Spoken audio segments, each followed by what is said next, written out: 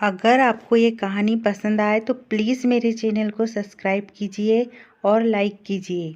मैं जैसे ही एक दुकान से शॉपिंग कर बाहर आई तो मेरी नज़र सामने ही बन रहे मॉल पर गई। वहाँ पर 10-12 मजदूर काम कर रहे थे।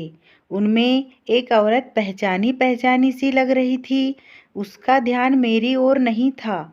दिमाग पर जोर डाल ही रही थी कि एकदम से याद आ गया कि अरे, ये तो मेरी बचपन की सबसे प्यारी, बहुत ही अजीज सहेली प्रतिमा है। हम कक्षा 10वीं तक साथ में पढ़े थे। हमारे घर भी पास पास ही थे, इसलिए गर्मी की छुट्टियों में भी एक दिन भी हमारा ऐसा नहीं जाता था कि हम आपस में ना मिले हो। हम एक बार खाना ना खाकर रह सकते थे, लेकिन एक दूसरे से मिले बिना नहीं रह सकते थे। 10वीं के बाद मेरे पापा का ट्रांसफ़र हो गया और हम नागपुर आ गए।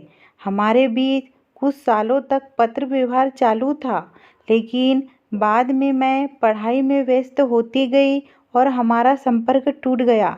आज पूरे 20 सालों बाद मैं उसे देख रही थी। मैं अपने आप को रोक नहीं पाई और उसे ज़ोर से आवाज़ लगाई, प्रतिमा। अपना नाम सुनकर उसने पलटकर देखा। वो भी मुझे देखते से ही पहचान गई। शिल्पा, तुम? सॉरी, आप? सॉरी की बच्ची, ये आप क्या है? मैं तुझसे आप कब और कैसे हो गई? आप अब शहर की जानी मानी डॉक्टर हो। मैं आपको तू कहकर कैसे बुला सकती हूँ? तुम्हें पता है कि मैं डॉक्टर हूँ? हाँ, मुझे पता है। मुझे नागपुर आए अभी 4 महीने ही हुए हैं, लेकिन मेरे मोहल्ले के लोगों से आपकी और आपके पतिदेव की तारीफ सुनी है। अब आपका सरनेम बदलने से पहले मैं पहचान नहीं पाई थी, लेकिन कल ही एक नेत्र जांच शिविर के बड़े से बोर्ड पर नाम के साथ आपका फोटो छपा था, तब मैं पहचान पाई। मैं सोच ही रही थी कि आपसे मिलने आऊँगी, लेकिन आज अचानक हमारी मुलाकात हो गई। अब यदि तूने मुझे आप कहा तो मैं तुमसे बात नहीं करूँगी। अच्छा बाबा, गलती हो गई, सॉरी। ऐसा कहकर उसने अपने हाथों से दोनों कान पकड़े। उसने ये इस अंदाज में कहा कि हम दोनों ही खिलखिलाकर हंस पड़ी। अब बता, तू यहाँ कैसे? मैंने पूछा। तुझे तो पता है कि मेरे पापा बहुत शराब पीते थे। इसी शराब ने उनकी जान ले ली। मेरा भाई भी बुरी संगत में पड़कर शराब पीने लगा। मम्मी तो पहले से ही बीमार रहती थी। पापा के जाने से और भाई के व्यवहार से वो और भी बीमार रहने लगी थी। घर की माली हालत बहुत ख़राब हो गई थी, इसलिए मैंने 10वीं के बाद ही पढ़ाई छोड़ दी और दूसरों के घरों में काम करने लगी। एक बार जिस घर में मैं काम करती थी, मीम साहब बाहर गई हुई थी, तो साहब ने मेरी इज्जत लूटने की कोशिश की। उस दिन तो मैं किसी तरह बच गई, लेकिन इज्जत का हवाला देकर मेरे भाई और माँ ने फिर मुझे काम पर नहीं जाने दिया और मेरी शादी कर दी।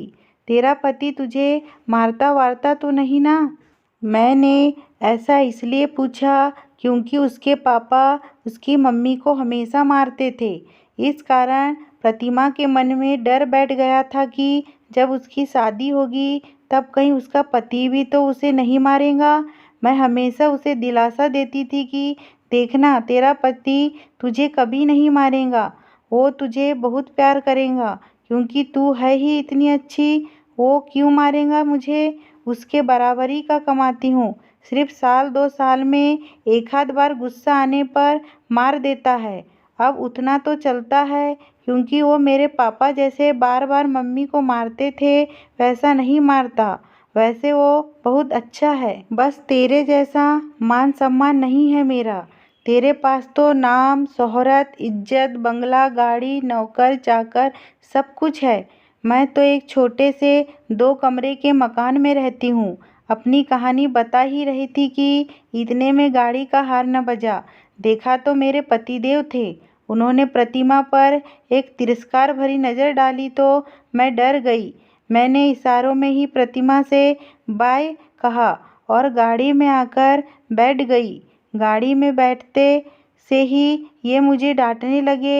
एक डॉक्टर होके तुम्हें इतनी सी भी तमीज़ नहीं है कि सड़क पर खड़े होकर एक काम वाली बाई से इतना हंस हंस कर बातें कर रही थी। अपनी नहीं तो कम से कम मेरी इज्जत का ही ख्याल रख लेती। तुमने एक बार भी नहीं सोचा कि तुम शहर के जाने माने डॉक्टर अनिल की बीवी हो।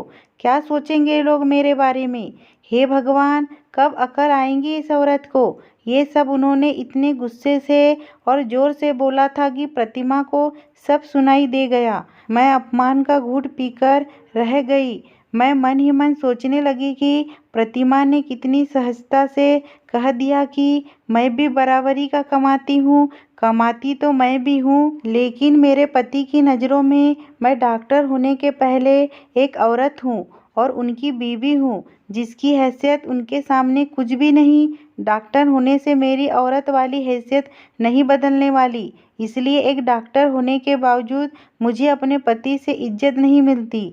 कुछ दूरी पर खड़ी होकर हमारी ओर देख रही प्रतिमा को मेरे मान सम्मान की असलियत पता चल गई थी।